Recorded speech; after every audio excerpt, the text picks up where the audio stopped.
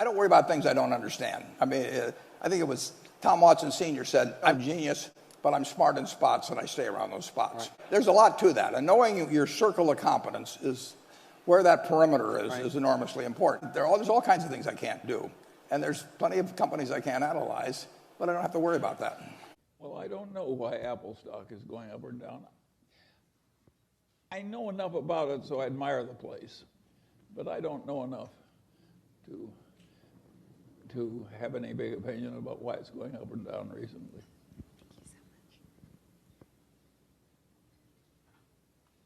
Part of our secret is that we don't attempt to know a lot of things. I have a pile on my desk that solves most of my problems. It's called the too hard pile. And I just keep shifting things to the too hard pile. And every once in a while, an easy decision comes along and I make it. That's my system. Everything was the too hard pile, except for a few easy decisions which I make promptly.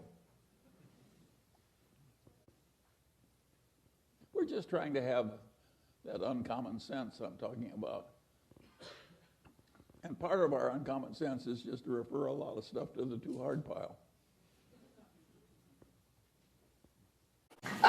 What's your view on unicorn companies like Airbnb, Uber, Frontier? Do you think those companies at such high valuation can ever go public?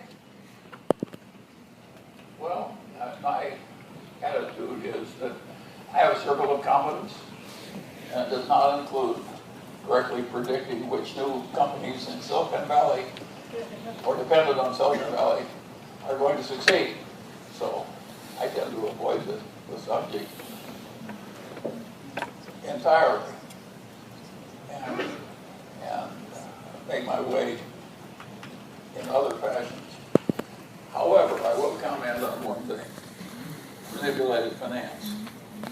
As these venture capitalists, part of the finance industry, the constructive one, these are the people who make their living more honorably than the rest of the people in finance because they're actually allocating capital to new businesses. So the venture capitalists are useful members of finance, but they don't escape their share of sin. What they've gotten in the habit of doing is creating these rounds of private financing, and each new one is at a higher value, but they just sneak a little clause in saying that nobody who previously bought into the venture gets anything until the new guys are preferred. Well, that is sort of like a Ponzi scheme. It's a disgusting, tricky, dishonorable thing to do, particularly since it's obscured, and of course it's being deliberately obscured. One of my favorite lines from you is you want to hire the guy with the IQ of 130 that thinks it's 120, and the guy with an IQ of 150 who thinks it's 170 will just kill you. You must be thinking about Elon Musk.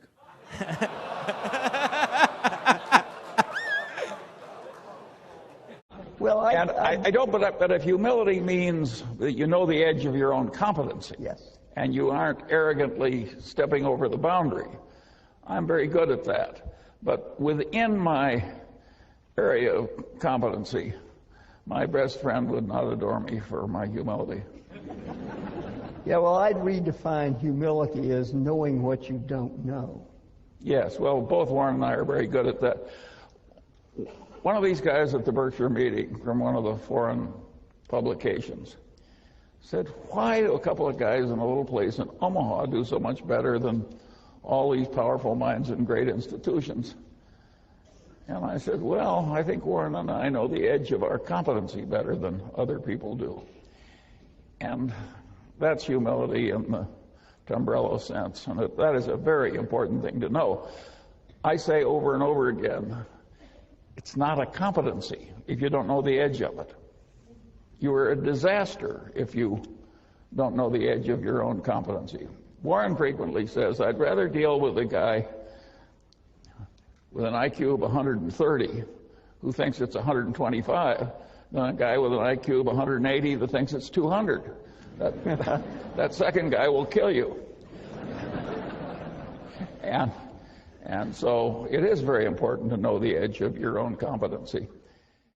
Now, at a place like Berkshire Hathaway, we've done better than average. And now there's a question, why has that happened? And the answer is pretty simple. we tried to do less.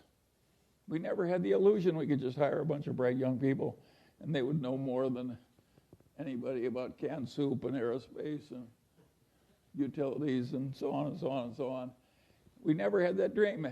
We never thought we could get really useful information on all subjects, like Jen Kramer tends to have.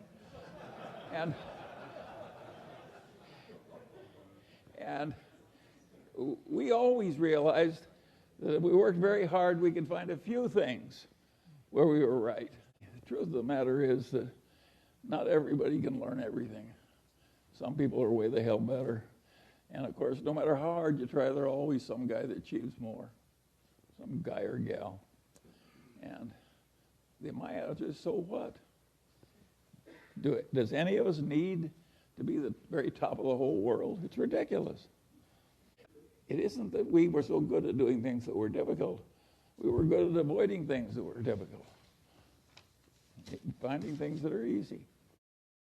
Do you think companies like Google and Apple have long-lasting moats, considering that they are right at the center of technology, or is the fast-changing technology makes their moat too thin? Yeah. I am not an expert on the moats of technology companies. And the reason, by and large, I don't own them is because I do not understand whether or not their moats will last or not. I do think Google is a very remarkable company, and if you put a gun to my head and said, Charlie, you got to buy a big technology company, I might choose Google. They certainly hire brains, and they're getting the best brains, I think, of anybody. And they're certainly fanatic, and they certainly have an entrenched position. But do I understand the value of their moat compared to the value of everybody else's moat? The answer is no. You're asking the wrong person. And by the way, anybody who does give you the answer is probably full of you know what. I'm not sure anybody else knows either, is what I'm saying.